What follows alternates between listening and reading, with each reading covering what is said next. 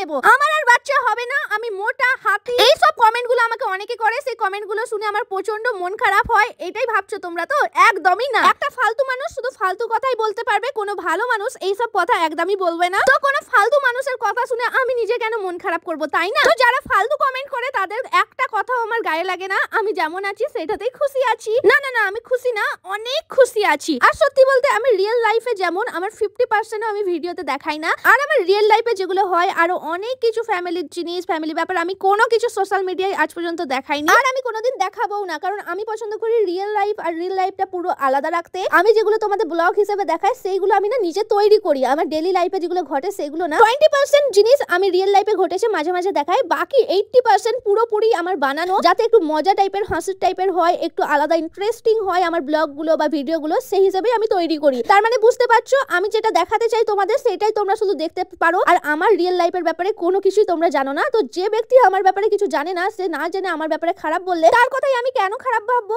আমার নিজের ফ্যামিলির লোক বা আমি যাদের খালি চিনি, যারা আমাকে ভালোবাসে, তারা যদি আমার ব্যাপারে খারাপ বলে তখন আমার অনেকটা খারাপ লাগবে। তো যাই হোক, আমার এইটুকুনি বলার ছিল। তোমরা আরো অনেক অনেক কমেন্ট করো, খারাপ কথা বলো, মোটা বলো, হাতি বলো, আরো যাই বলো না কেন, আমার কিছু এসে যায় না। আরো কমেন্ট করো, আমার অনেক ভালো লাগে তোমাদের কমেন্ট পড়তে। আর একটা ভিডিও শুট করতে কতটা কষ্ট লাগে তোমরা